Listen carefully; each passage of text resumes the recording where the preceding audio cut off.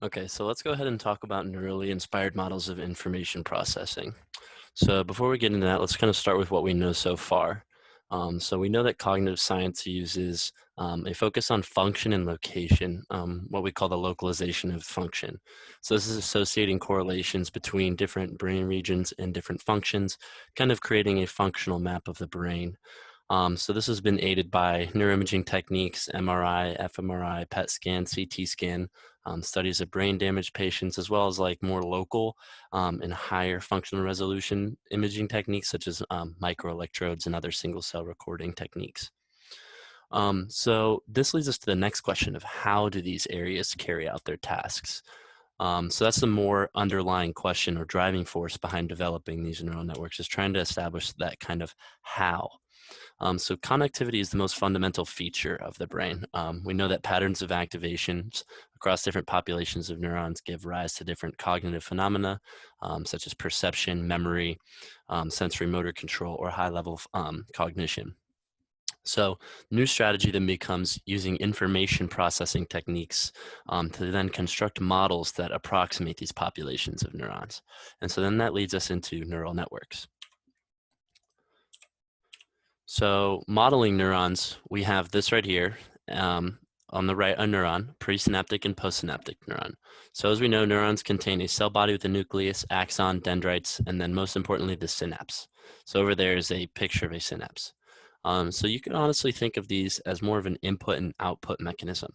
The synapse maybe produces an input to the dendrites, or the dendrites receive an input for the neuron, or even maybe so that the axon carries the signal to the next synapse. The reason I include maybe in there is because we don't know whether or not this will actually happen. We'll talk about more of that in a couple slides later. But basically, the same machinery can be applied to this biological concept of these neurons. So we can model neurons using their firing rates. So we know that in a biological synapse, you have two different types. You have an excitatory and inhibitory. And we know that the summation of both these types of synapses may lead to activation depending on whether we get past threshold. So over here, we have two different types of summations, both spatial and temporal, over there kind of depicting how that works. So again, it all depends on the threshold. So how do we model these? Well, we use math functions. So neural networks mimic the threshold activation patterns of neuron populations using these functions. So here we have an artificial neuron, which includes the summation properties of the inputs and those weights of those inputs, and compares them to a threshold value of t, and then determines whether an output is pushed forward or not. So summates the intensity of the activation signals across that population as a function of their weight. So the output of these artificial neurons is essentially mimicking the basic machinery of biological neurons. Am I passing the signal along, yes or no?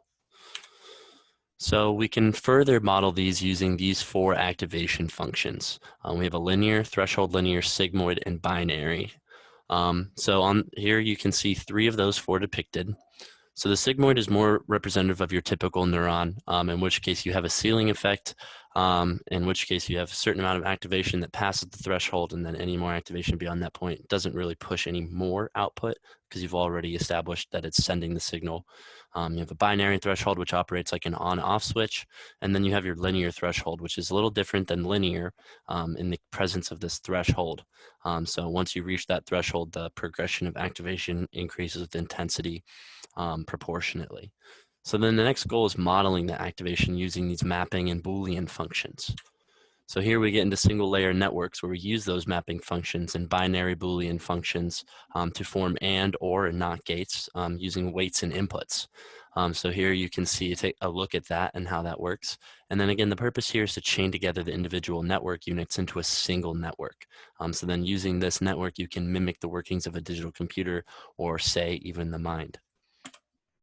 So the perceptron convergence rule and learning. So learning does take place in neural networks, and we know that that works through supervised learning. So whenever the network produces an error for a given input, it is told that it's made an error, and then it uses the feedback from that errors to then go back and correct itself by measuring the discrepancies between an intended and an actual inputs. Or outputs, and that is the tool for reducing error. So learning occurs by going back and adapting those weights to try and achieve that actual or achieve the meeting the actual to the intended.